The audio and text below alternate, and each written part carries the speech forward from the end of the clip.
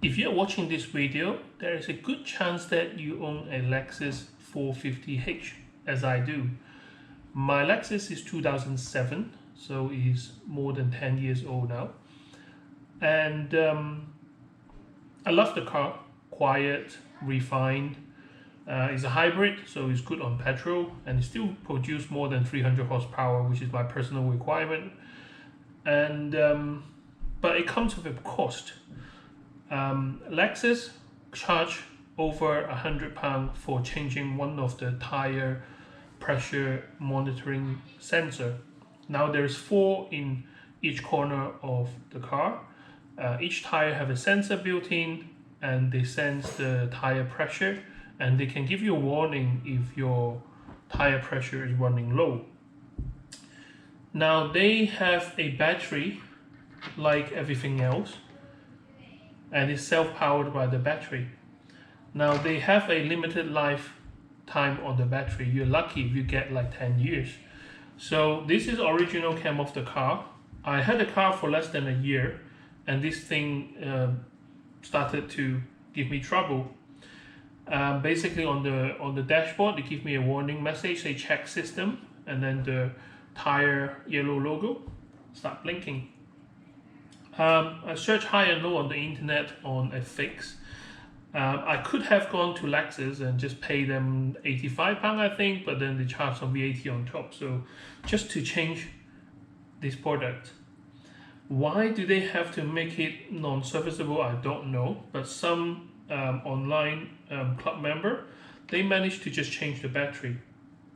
I'm not that lucky, because when I opened up my tire to get this thing out, mine is really badly corroded. So not only the battery kind of run low, but actually even when I replace with a new battery, I checked it with a meter, everything was done correctly, and it still wouldn't work. The battery is only a couple of quid, but hey, there's no money saving for me there. So I need to search for an alternative solution to fix the problem. I refuse to go to Lexus and get it changed, because like the rest of my channel, I'm just a person who likes to save money. And besides, I can't justify the cost. Why would they put something in your car which runs out every couple of years? If this is not the money-making scam, I don't know what you call this. So I did my research, go online, search high and low, and this video is about how you can fix it yourself. If you can change tires. If you can't, you can get your local tire shop just to change it for you. They charge you probably less than 20 quid for that. In terms of the tools that you will need, you need a mini VCI cable to connect to your car. So got a USB end, and the other side go into the OBD port. Now I bought a couple of these cable. Now some of them, especially the cheaper one, they come with a firmware 1.4. Again, I will show you later on how to find out the firmware. Now this one is very good for diagnostic, because you can still read codes, but you cannot write code with this. I repeat, you cannot write code with a firmware 1.4 cable. Now this one has a firmware of 2.04, I believe, and they look exactly the same. But because of the firmware different, I think the chipset is different inside as well. If you look closely, I think the PCB is different. But I think I got this one for about £40, and it comes with the software. Again, obviously, I think the proprietary software is very expensive, so we're not going to go there. I'm just going to tell you guys where you can get them from. They sell on eBay, they sell on Amazon. I'll put the link in the description.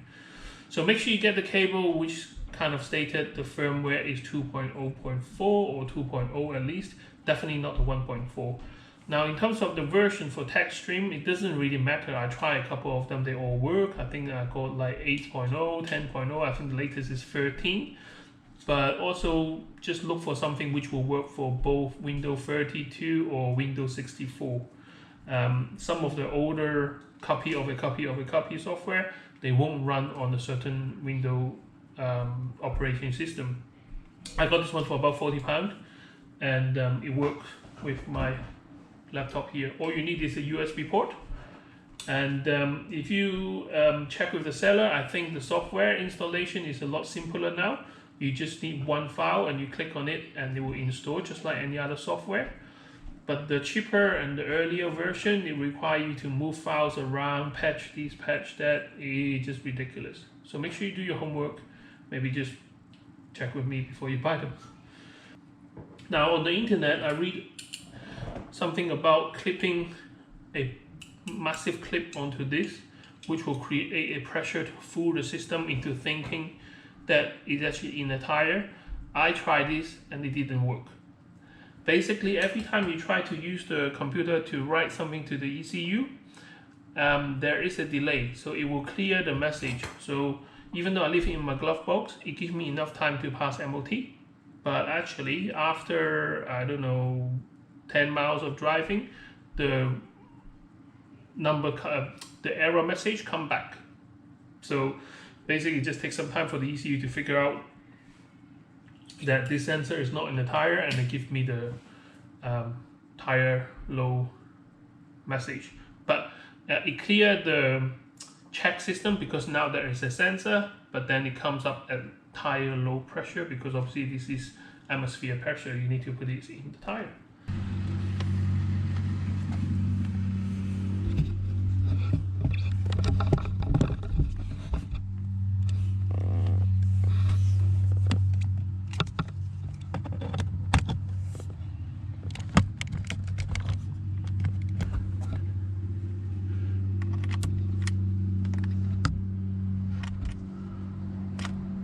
Okay, when your car is on the ready state and you plugged in the USB already, this is the desktop, and use the MVCI firmware software. So this will tell you what your cable firmware is running at. Stay there. If you click on device information, it will read the chipset on your cable, and this one is a 2.0.4. so this one will work with your ECU in terms of writing code. If it say 1.4, you can read code but you can't write. So let's get out of this and start text stream. So when you start the program,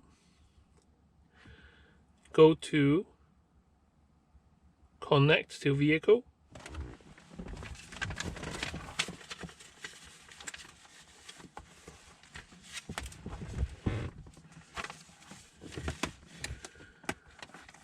and then you choose your car. Mine don't have radar cruise, so I'll go others. Mine is a 2007-09 to 2000 to 08-08. If your car is a slightly different model, just keep trying until you find the model that you use. Okay, once you get into this screen, the function that you need is the tire pressure monitor. So you go to tire pressure monitor and double click, and you'll be greeted with this screen full of data. Now if I move the camera closer, don't want to shake it too much. Now see if you can see it. So here is a registered ID code 1, 2, 3, 4 and 5. So basically you have your 4 tires and 1 spare. The spare is already on 0. Now just now I had the MOT, so I just put in 0 code for the sensor which is not working. It temporarily disabled the dashboard message, but now I need to code that back into the car. So very important that you write all this number down, and then you can use them again. So let's write down all this code and get ready for coding the new sensor into ID slot 4. So after many hours of troubleshooting, at the end, the sensor that I bought didn't work with the car. Maybe it's a different frequency, I don't know. So I went out and buy myself one of these. It's called Autel, and is a pad to read codes and write codes. Now they do sensor like this, which is a dual frequency, so you should fit any car with the sensor. So what you do is you start the software,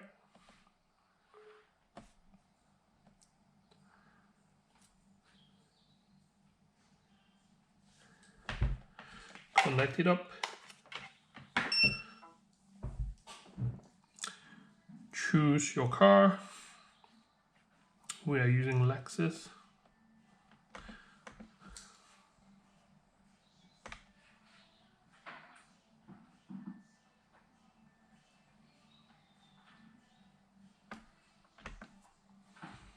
GS series. Choose the date of your car. Mine is the older version. So basically you just put the sensor on and you can test. You might have to move it around because there are some angle that it will pick up better. So I already coded this to my old sensor. Sorry, I couldn't show you how to do that, but basically this is the old sensor, the marking is on there. And if you want to code it, so basically go to create sensor and then type in the code. So let's just show you what I did. So A469255, and then you press program.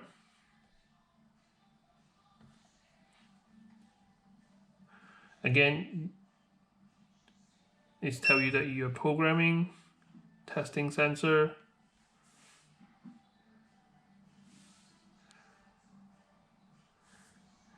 Might want to move it about a bit. And then you say programming successful. You can also do copy sensor. So you put your sensor on the pad first, test, and then it will go into next stage and you can write onto it.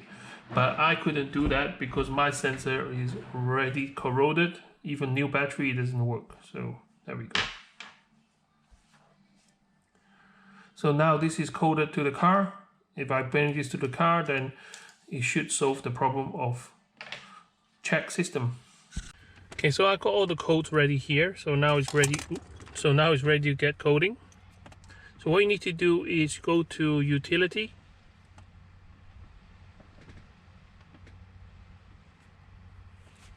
And then go to ID registration.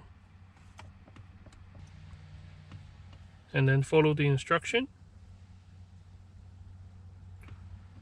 Main set.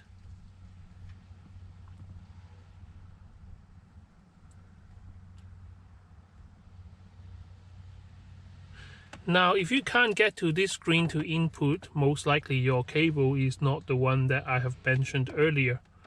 Now let's go to put in the ID.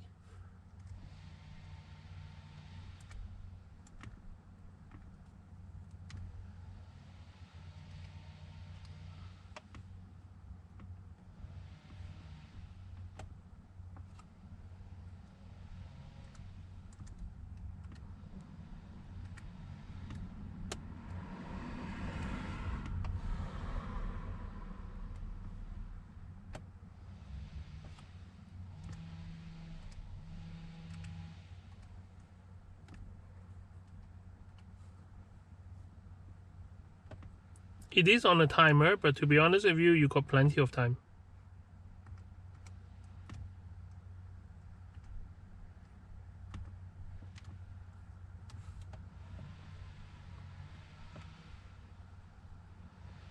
And that's it. ID registration complete. So now the car computer now will know that this is the 4th sensor. And then you go back to the data list. Okay guys, just to show you, so from the check system message, now I coded the sensor into the car and now it's showing low tire instead.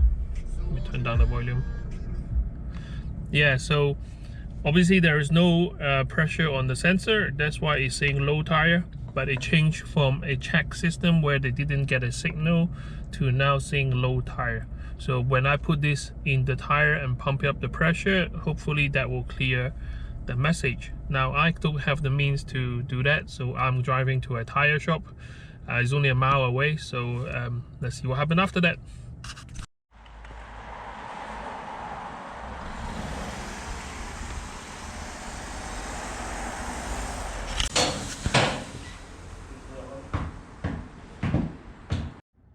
Alright, so just have the tire valve change.